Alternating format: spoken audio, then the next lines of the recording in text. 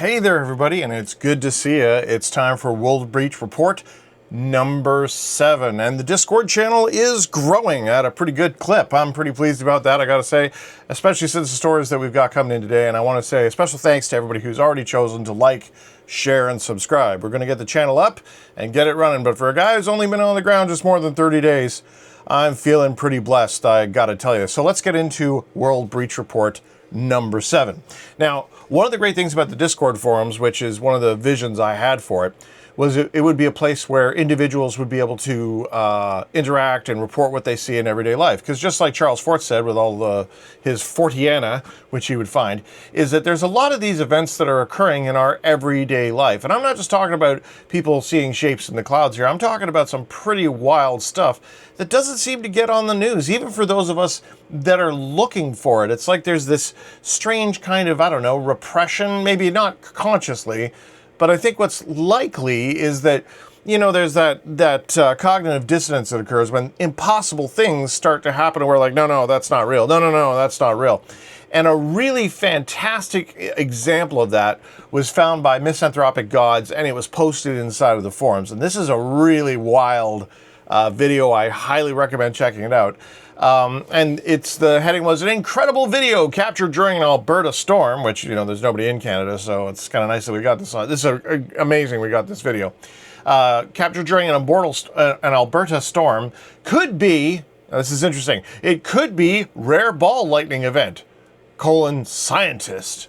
What scientist? Who said that? Who's putting their name on that? Because you can bet if it was like, could be UFO, they drag that scientist out and just eviscerate him. But they come out and they say, it could be a rare ball lightning event. Well, what you got is an orb floating off the ground in the prairies of Alberta, as bright as like a star, and it's the size of a house, and nobody knows what it is. So they're gonna come in and say, oh yeah, that's ball lightning. An Alberta couple captured something on camera Wednesday. Now this is back in July. An event they can't explain. Well, spoiler alert, nobody can explain it. But they believe it could be a rare weather phenomena called ball lightning. Now, after a rather vicious lightning strike. So let's get this straight here. You've got like an unbelievably powerful amount of energy slamming down into the earth and grounding itself. And then after they saw a ball of fire, kind of about 20 feet above the ground. Ed Party, who's the guy who saw it, recalled, and it kind of stayed there in a big round ball. Cabby Molithran spoke to the couple as well as a scientist. Okay, so here's the thing: nobody knows what ball lightning is, right? So you have this orb that appears made of plasma, and we don't know what it is. So scientists go, oh, that's ball lightning. That's what that is. Yeah, what's ball lightning? We have no idea what ball lightning is, but ball lightning is the name that they call any kind of glowing orb that they can't, you know, identify and recognize. Definitely not any kind of a world breach, that's for sure. It's not a crack of the fabric of reality generated by like a multi-gigawatt strike down onto the prairies. Absolutely not. One of the best ones ever, because like anybody who knows anything about electricity knows it seeks to ground, right? Like electricity is trying to ground into the earth. That's how it kind of works. I mean, I'm not a meteorologist here and I'm not a lightning expert, but my limited, you know, knowledge about how lightning works is that it's trying to, you know, go to the ground. Now, the video starts and the guy, it stays there for quite some time. And understand that it had to stay there long enough for Buddy to be able to get his phone, pull his phone out, get the camera app going, and start recording. Or whatever he used. Maybe he had to run and get a camera. I don't know. I'm gonna go on a limb and say it was probably his phone. And yeah, generally electricity doesn't hover in the air.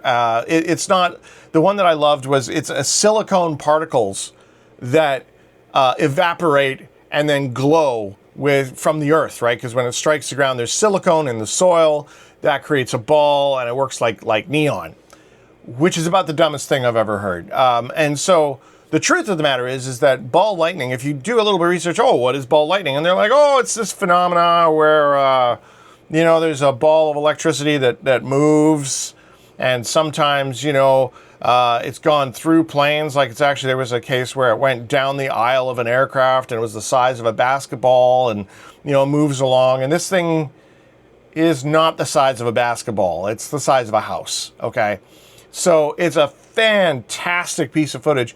But the amazing thing is they come out right away and they say, oh, that's ball lightning. Yeah, that's what that is. Do you know what ball lightning is? No. No, it's like the placebo effect. Oh, yeah, you had a spontaneous healing. Definitely not a miracle. That's going to be the placebo effect. Well, what is the placebo effect? We have no idea. So how do you know it's the placebo effect? Well, it's the only thing it could be. No, that's not how any of this works. The world is made of words. The world is made of words. And they're trying to control that Overton window, man. They don't want that window to get too wide. They don't want to be saying, oh, hey, you know, there could be something else here because scientists, you know, we got this dialed down. Don't you worry. Don't you worry. Nothing to see here. Cows turn themselves inside out all the time. Except, but there's, you know, orbs and spheres like this are a worldwide phenomenon. Perfect metallic spheres, no sound, no wings, no exhaust, just silent movement, and they're gone. Across the world, people are capturing footage of metallic orbs drifting, hovering, and accelerating in ways that define known aircraft and drone technologies. These objects don't behave like balloons, they don't move like planes, and they don't leave any kind of explanation. And this was the Hidden Underbelly posted this. I've listed to his site. You can get it, of course, as well as the other video and all the download links in the description. But it's a compilation of these orbs, these strange little metallic spheres. Now, let's be clear, that's not the same as this crazy ball of plasma, which is floating 20 feet above the ground in Alberta for, you know, I don't know, a bunch of minutes. So, but it's interesting that these objects are seen and have been seen for years, as long as we've been keeping records, and they keep showing up again and again and again. And there's been a lot of interest generated in this. Now, when you look at the footage, you can say what you like, but it's not fake. I mean, this is a real thing that's happening. Now, there's going to be people that come in and be like, oh, well, AI could have made that. Well, that just, you know, it's very conveniently made it so that all video now is going to be lost because everything's going to be AI. I don't think so. I don't think that's what's going on here. I think that you shouldn't let these people fool you. You shouldn't let these people like drift into your reality and start to control how you see things, because that's what they're trying to do. And one of the things that talks about this, now there was another orb, like this was back in 1974, was the Betz Sphere, and I've linked to the Great and Powerful Y-Files and their story on the Betz Sphere. And if you haven't seen the video on the Betz Sphere, I highly recommend it. In the spring of 1974, a large brush fire swept across the property owned by Antoine and Jerry Betz. And while assessing the damage, they noticed something out of place. Lying in a smoldering grass was a very highly polished metal sphere. This became known as the Betz Sphere or the Betz Orb. And when you watch the video, they've got all kinds of video of this thing behaving in unbelievably strange ways. And the story goes that they like showed it off. They weren't shy about it. They were showing it to everybody. They're like, hey, we'd like to know what this is. And then there's a little bit of drama here where it kind of looks like Hynek went from Project Blue Book fame, came in and stole it because they dropped it off at the Air Force. Oh, he didn't drop it off. They lost control of it. The government ganked this thing. They pulled it. They moved it to a military base. All this stuff without anybody's permission. And then they gave him back a sphere that didn't work anymore. So they probably swapped it. Years later, they went and they said that in Hynek's supplies, there was a sphere that was found. And could it be the Betz Sphere? I don't know. But what I do know is that you don't surrender a piece of artifact technology like that ever. And one of the great things about that is, like, we wouldn't even know about this plasma if it wasn't for our misanthropic gods posting in our Discord server. So if you come across like a Betz Sphere or something like that, for God's sakes, take all the video you can and yeah, put it on YouTube, but drop into our Discord server, talk to the other hunters that are in there, man, and we'd be able to come in and shoot just not your video, but a ton of video, because clearly there's something very strange going on, and everyone's like, no, it's ball lightning, it's swamp gas. It's swamp gas. Remember, UFOs were called ball lightning for a long time too. when they don't know what to call it, oh, that's a bird being hit by spotlights. Yeah, I suppose. And if you're absolutely desperate for something because your reality is coming apart, because, hey, I just saw, like, I don't know what I saw. I saw something crazy. Your brain is going to be seeking for the quickest and closest rational explanation it can find. So all of a sudden, scientist shows up and says, oh, that's ball lightning. That's what that is. Are you sure? Because it kind of looks like, I don't know, some kind of paranormal thing. I mean, it's definitely not normal, so that would make it paranormal. Nope. No, that's very rare. Very rare. It's called ball lightning. So I guess these guys think they got all the answers. But I think someone who's a little bit closer to the answers is a guy named Patrick Jackson. And Patrick Jackson was interviewed by Area 52, linked down in the description. And this guy started doing a bunch of research on England on what he calls the Sphere Network. And I picked up his book, and I've been thumbing through it. I haven't given a thorough read through just yet, but I've gone through and referenced some of his stuff in there. He talks about different frequencies and ways that you can, like, summon these things.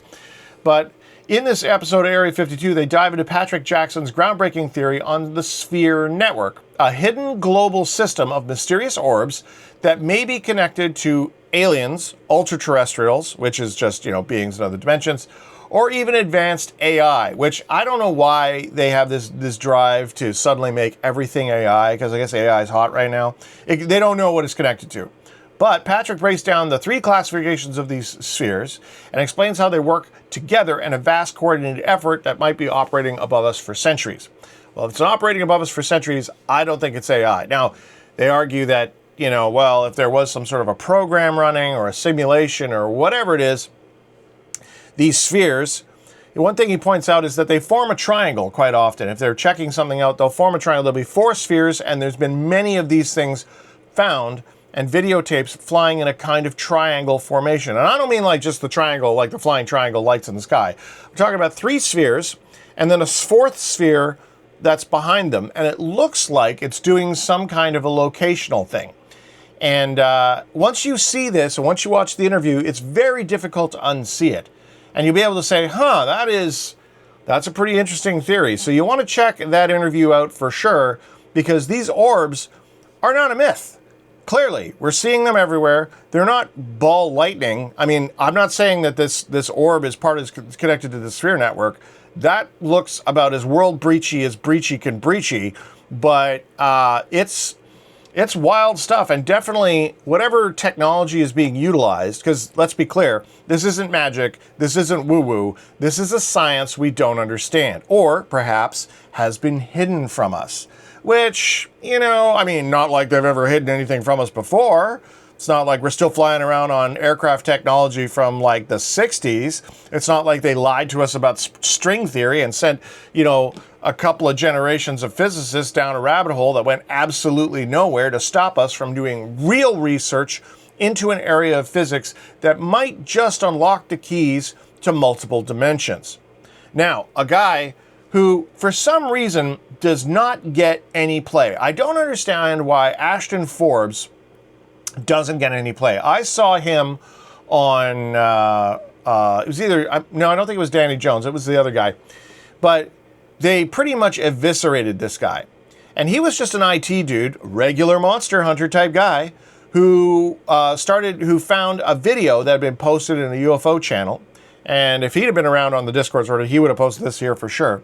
But we're talking about MH370, the disappearance of Malaysia Airlines Flight 370 on the 8th of March of 2014, more than 10 years ago. And it led to a multinational search effort in Southeast Asia. You might remember this, in the southern Indian Ocean. It became the most expensive search in aviation history. The search for Flight 370, on 17 January, the official flight search, the cost of it was between 135 and 160 million, which is kind of bizarre that they can't keep track of what? Like, you got a $25 million gray area there? What's going on there? And I gotta say, Aston Forbes has presented some pretty compelling evidence about this plane disappearance and about the footage, which shows, that's right, orbs. 3 of them, which circle the plane, lock into some kind of looks like they lock onto it in some way. You do this formation spinning around the plane, and then the plane vanishes world breach style. And they got it from multiple angles. And one of the things that is pretty wild about this is that, if nothing else, I mean, whether or not you believe that the video, his theories or what have you, it shows that they have real-time video from satellite of every part of the planet. So that's like our whole planet is constantly under DVR, like everything's being recorded. So the concept of the government not seeing UFOs and not releasing that UFO technology is preposterous. Like, we've got video of everything everywhere. So if they wanted to, they could definitely have released all of the footage that we see. We get little pictures every now and again, and I know what I saw. They have pictures from Google Earth and stuff like this. But really, come on, guys. We know you got the footage. You know, you're never going to release it. I know that. I know you're never going to release it. But we know you have the footage too. So does that mean we need to see it? Probably not, because we know you're lying. We don't need to know the truth. We just need to know you are in fact lying. And I could understand that. Like I said, how many secrets are there that would be so dangerous that it would let, bona fide government people take out and kill innocents, because the secret is so incredibly terrifying that all of society would fall apart. Everybody would collectively fail their sand loss and fail, right? What could possibly be that secret? I put it to you that multidimensional world breaches kind of fall into that category, especially if we're being farmed and hunted and harvested in some way. And one of the first guys to bring that up, one of my personal favorites, is David Paulides. And he's the guy behind the Missing 411 Phenomena books. Now, a lot of people are like, oh, he cherry picks his stories. Yeah, he does. He absolutely says he does. He finds stories that don't fit. And, people are disappearing. A lot of people are disappearing. And yet, he doesn't seem to get a whole lot of play. Sure, he's well known in like the coast-to-coast paranormal circles, the guys who are hardcore. He hasn't been on Joe Rogan. He hasn't been on, like Aston Ford, or pardon me, he hasn't been on a ton of different podcasts. Like, he should be everywhere. Sure, he's making his videos, and sure, they're on Amazon Prime, but there seems to be this weird, nobody's talking about this. Like, this is a big deal that he's got, all these records of people who've disappeared in unbelievably weird circumstances, and the people who've been found again in even stranger circumstances, where they find their clothes neatly folded somewhere, or they find their clothes their clothes lying as though Buddy dropped his pants and his legs are still in the clothing. Like, what? How does that work? Well, clearly, there's something else going on here. So why isn't Aston Forbes getting more play? Why isn't David Paulides getting more play? Why aren't we investigating this more thoroughly? Well, that refers back to a secret too terrible to tell. The secret that dare not speak its name, which is there are gates which are occurring, there are creatures that are coming through, and they're harvesting us. Not all of them. Remember, we're still talking about this as a kind of a coral reef theory, where the planet has a ton of life. We all know that it's pretty rare in the galaxy. We haven't been able to find any other planets with life on them yet. Yeah, sure, they found some stuff. Officially, I mean, who knows? Maybe there's tons. But it would seem to me that since consciousness is such a big deal, it's probably drawing in other conscious beings because of like quantum entanglement or something along that lines. I'm not a scientist, thank God. Otherwise, they'd take away my research and my funding. They'd disgrace me, just like every other scientist who's tried to admit that there's something to this phenomenon. Just like every other one. If you want to stay paid and part of academia, you can't entertain these notions, these ideas. You can't review these videos. I mean, look at John Mack was one of the guys who came forward and said, yeah, the abduction phenomena is a real thing. Something's happening to these people. We don't know what it is. They killed this guy. They just marauded over this dude nonstop. And then they tried to take away his tenure. They tried to kick him out of the university. And then eventually one day he stepped off of a curb in London and got hit by a car and died. Which kind of makes me think a little bit about like, okay, so if there's good and evil, right? And we know that's true. And if we know that you're more than your physical body, which we also know is true, And we listen to guys like Chris Bledsoe and stuff like this, and they say that at NASA, they've got actual, what we would classify as paranormal defenses. They've got psychics that are scanning people coming in and out. So there must be a defensive aspect going on there. And do you think the government is going to use, or governments, I should say, are going to just use this technology passively? Because we already know through The Men That Stares at Goats, they've tried to use it offensively. So if you've got a group of people that can, say, astrally project, move around outside of their body, do you think they might be patrolling? Do you think they might be going out and looking for things? And when they come across individual people that are getting too close to the truth, they don't even have to send physical men in black anymore. Maybe sometimes they do. But perhaps there's subtle ways that they can influence things. Maybe a guy who's drunk in a cab, they can influence him a certain way or that. And then, boom, he runs over the preeminent researcher in UFO abductions and he dies. Oh, look at that. And it's clearly an accident. It was a drunk cabbie. You can't prove it. Well, you can't prove it because we're operating on this plane, but there's this magnet moving around underneath that's like drawing the iron filings, and we don't know how that's working.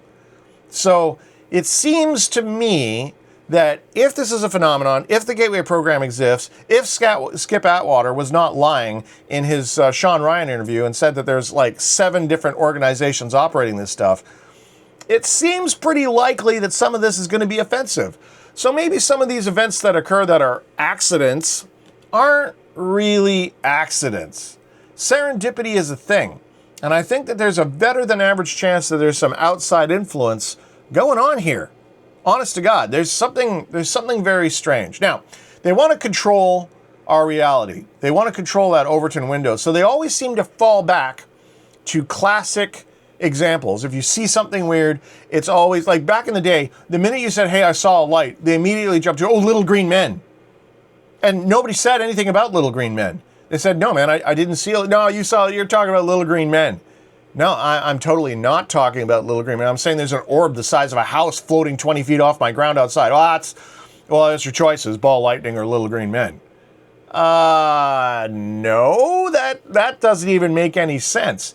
And when you got intellectual giants like Avi Loeb being like, hey, NASA, you guys are lying to us, it becomes very, very obvious. One of the classic things that they always fall back to is, of course, the Loch Ness Monster. Now, the Loch Ness Monster, everybody loves Nessie. It's one of almost everybody's first loves because when you get out here and you start looking for something to do with the paranormal, you fall back on the Steadfast. So they're like, yeah, there's 100,000 million reports of creatures in the forest that we don't know where they are. So we're going to give them a fun name like Bigfoot because they have big feet.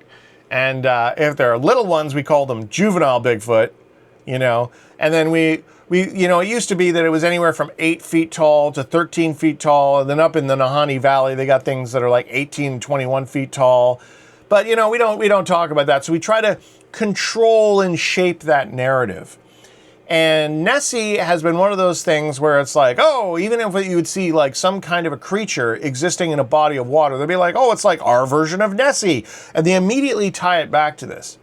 Now, the thing that screws everybody up is it could be, you've got something moving around in the body of water, which doesn't make any sense. And they've gotten footage. And now the other side of this, are you trying to tell me that the government, the American government, the British government couldn't go in there and they couldn't like find this thing? Are you honestly trying to tell me that? It's one lock, buddy. Okay, it's landlocked. There could be tunnels. Are there tunnels? Well, there could be tunnels underneath. It's too deep for us to tell. You liar. You're totally lying, okay? There's something going on there. Now, there's constant sightings which occur. And I wonder why that hasn't happened. Now, it's possible. I don't think it's probable, but I think it's possible that there could be some kind of semi-permanent world breach that goes underneath. I think the nature, personally now, from the research I've done, most of these breaches are temporary. They appear for a short period of time, much like that ball lightning in Alberta there, and then they're gone. And while that opening is there, things, often long-ranging predators, can wind up drifting through that or get sucked through that. Philip K. Dick, as I said in a previous thing, they talk about how it's kind of like 2 layers of film that sync up, and then everything that's caught within this radius is sort of in both worlds at once. If they zig when they should have zagged, bang, they wind up crossing over into the other realm. And I think that seems to be the most likely answer because of a few key factors, one of which being the complete loss of sound. Everybody talks about this total lack of sound that occurs. It'll be like things, all of a sudden you feel weird, and you can feel it, not like kind of feel it, I mean you feel it. And there's a total lack of sound. It's not like the birds stop chirping, it's like somebody hit mute on reality. And if you were in an isolated field, that would mean that it'd be like effectively the rest of the world doesn't exist because you're on this plane that you're within two worlds at once. And that could be an explanation. And in a lot of the missing 411 cases, they talk about this sound, this metallic sound, this strange vibrating sound. And other people talk about this too in relation to outer body experiences, vibrations, hums, that kind of a thing. A couple of them sounded like crazy crashing noise. Like one guy described it as the size of like a sound of like a car door slamming, but like really loud. Like, so what is that? Is that the sound of of the fabric of reality tearing? I don't know, but I can bet if you're going to be having something major like that that's going to cross worlds, it's probably going to produce some secondary effects. But getting back to Nessie, this year, a man just recently claimed that he's got photos of the Loch Ness Monster with his trail camera. Roland Watson, 63, he's taken 3 photographs, what to believe to be the legendary beast, on his camera on the western shore of Loch Ness. What he believes to be, where's that scientist? You know, the one who is unnamed, where's the scientist? So immediately, the language, you see, the world's made of words, man. They narrow it down and they just so subtly manipulate the story. Now, that's great. Oh, well, that's kind of fun, isn't it? Yeah, except for I've also linked to the 2025 Nessie Roundup, where there's more people like our good boy here, Roland, who happens to have seen something in the water. There's something going on there.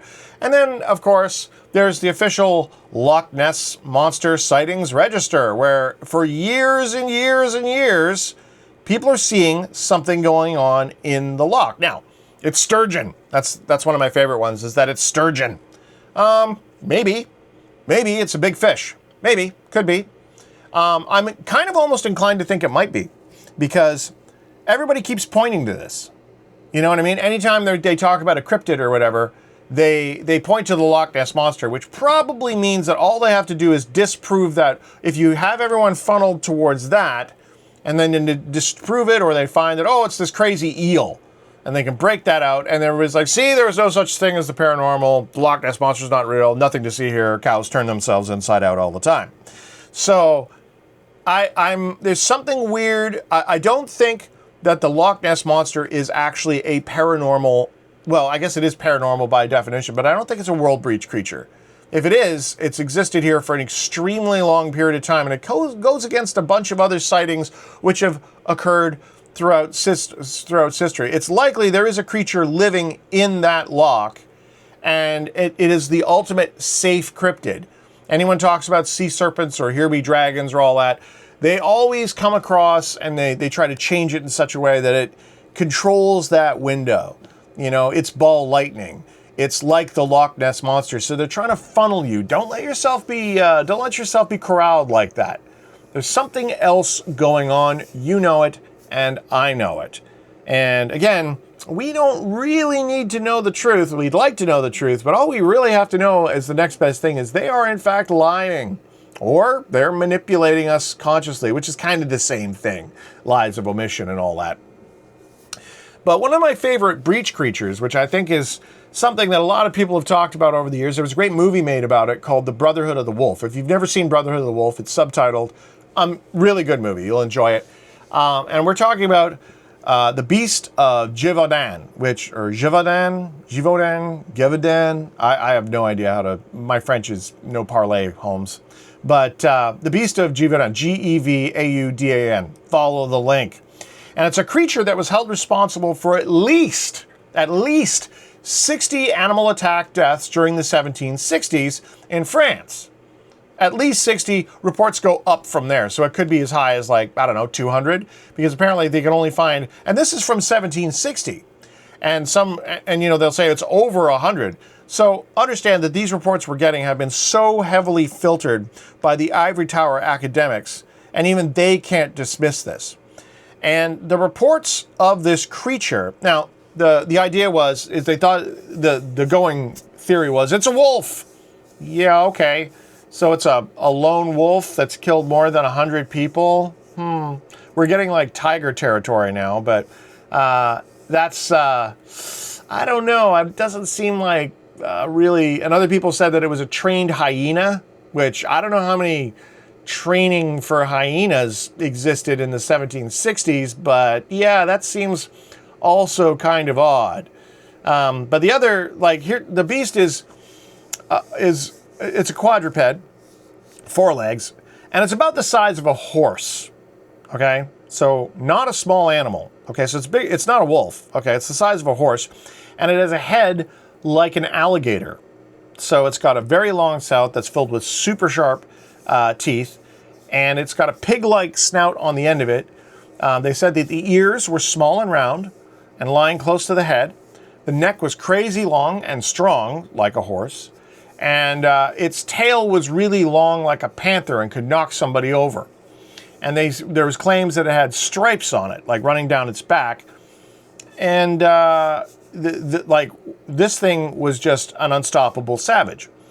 And when you look at the fossil record, it there's a bit of a theory that says, well, this thing could have been a hyenodon, which is a prehistoric ancestor. It's a predator, an apex predator, which how did it, what? How would a prehistoric creature, now, of course, the current theory on hyenodons is they're only like 1.3 meters tall and all this kind of jazz. And there was one time I was in the bush, and I was walking along, and I came across some devil's club. And devil's club is the world's nastiest plant. It's not the world's nastiest, but it's pretty suck, let me tell you. And it's got all these stalks. It's covered with these really, really long needle-like spines, and they're terrible if you run into them. Now, if you look on Wikipedia, they'll tell you the devil's club can only get to be a certain size. And the devil's club I was running across was like 4 times that size. So when people tell you the max size of these creatures, this is also, Wikipedia can you trust anything that's on Wikipedia? Really? But yeah, there's something weird there. But this creature, so they say that hyenodons aren't big enough. Oh, wow, that's kind of convenient, except for every other thing, including the stripes and everything, kind of matches this creature. Well, it couldn't be that creature. Okay, I don't know why it couldn't be that creature, because you got like it geeking over 100 people, and everybody's seeing it. And, these are people who live in the country, so they know what wolves are. They deal with wolves, okay? How is it possible that they weren't able to destroy this creature? And other people come forward and said, oh, this was all a metaphor for their displeasure with the king of France. What? How do you kill over 100 people and have it be a metaphor? So they're really reaching for it, man. They're really, grasping for this has totally got a rational explanation. Or you have a creature which is clearly a predator, which is clearly a long-ranging predator that somehow came through a breach and found itself in 1760s France. Well, what's it going to do? Well, it's going to eat stuff, isn't it? Now, what happened at the time was that the king sent this hunter out, because, there was all these reports coming in.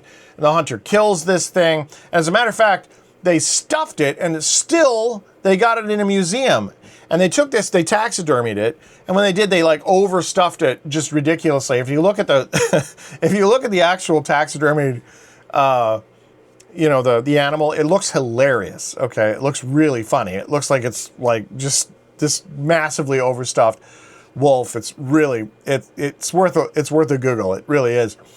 But the thing is, though, is that the killings kept happening, and of course, people couldn't go forward with it anymore, because if you did, the king already said, nope, we've already killed that. They've already killed that. So those reports aren't true. If you're saying that, you're committing treason. Does this sound familiar to you? If you say the wrong thing or you believe the wrong thing, you're obviously committing treason somehow. You're guilty of cyberbullying if you talk about the wrong thing in France. So this is really interesting. So apparently the sort of the ongoing rumors from the people is, since they know, well, the king's out, he's not going to help us. He's already come up with his own sort of rational explanation. So what did they do? They got together, a band of monster hunters, 1760s Discord server style, and they went out there and they smoked this thing. They killed it and they buried it. Because to do anything but that would be to go against the king, which is, I mean, look how screwed up France is right now. You imagine how screwed up it would have been in the 70s. Like, everybody gets executed. I mean, they would have done the whole village, right? So, very, very interesting story on the Beast of Gévaudan. Apologies to all my French-speaking people out there for my complete lack of French pronunciation. But what I'm not sorry about is the idea that this is a pretty clear example of either a time slip or something coming through some kind of breach. And these aren't spiritual creatures. Okay, these animals, these creatures, whatever they are, they're not spiritual. They come through from another place. I don't know where that place is, but it appears. It could be breeding. It could be something to do with breeding. Like, for example, octopeds, they don't have a fossil record. It's like they shouldn't actually exist. If you look at octopus, there's like, you know, all this single-celled organism and all of a sudden octopus show up. And it's almost as though a breeding population just appeared in the water. Maybe they came through a breach. Maybe a breeding couple came through the beach. Maybe it all just sort of happened over time. But that's another example of a creature that has been heavily studied, that a lot of scientists, you know, they don't like to talk about the really paranormal stuff. But there's some big questions about how some stuff just arrives here. And they don't know how it got here. And I would point that out, that it's, once you consider the fact that there could be, like these lightning strikes, these random events which occur that create temporary wormholes, these portals, these world breaches that allow these creatures to come across. Creatures like the Beast of Gévaudan. Now, something else that I'd like to talk about, which for the gear. We were talking about this last episode, and I screwed up. As I do. The one thing that's beautiful is you always have to make sure that you are forever refining your kit. And one of the things that you should always have when you're monster hunting, of course, is comms. You have to have your comms. But the thing I forgot to mention is, have your cell phone fully charged. And this is my own personal pet peeve, so bear with me here. It makes me insane that people will spend a lot of money. Even if you get a cheap phone, that's a fair amount of money, okay? And if you buy like a really good phone, like the stuff that's more than $1,000, like an iPhone or one of the top-end Google phones or whatever, they will not put a case on it. I don't understand this. I mean, how many times have you seen people operating a phone, right? They've got the phone and the screen's shattered all to hell. And they're like trying to scroll around, they're still trying to work with it. And they just won't put a case on the phone. They won't. And you see the videos of dudes like, you know, on the commercials, they drop their phone in the toilet and stuff. Get a waterproof case for your phone. We have the technology, okay? Get a waterproof case. Well, it makes my phone bigger. No, it really doesn't, bro. It really doesn't. Like, yeah, you gain like what? Total a centimeter on the phone, maybe? Well, it makes it bigger. Compared to like back in the day, man, these things used to fit in suitcases. Get a waterproof case for the phone. Especially if you're monster hunting. If you don't have a waterproof case on your phone and that's your primer, like that's your comms, that's your camera, that's the whole deal. That's it, man. That's the gig. So if you lose that, you're in like real trouble. And even if you're not monster hunting, why in the world would you spend over $1,000 on a piece of technology and not put a protective case on it? Like, do you want this thing to break in 20 minutes or what? Is this, and I suppose that's why nobody, you know, there's no, like, Apple should be like, oh yeah, we make a really good case for it because they want you to buy more phones, right? So they have planned obsolescence and they have the batteries all drained so nobody's phone works for an extended period of time. So please, for the love of God, if you're spending like hundreds or even thousands of dollars on a phone, spend, you know, 20 or 30 bucks and get yourself a waterproof case. There's a bunch of companies that make them. Used to just be OtterBox. Now there's like LifeProof, and you go on Amazon, there's like a billion of them. But get something that is waterproof. Bumper-proof is one thing, but you want water because water is what kills phones. So always have a waterproof case on your phone.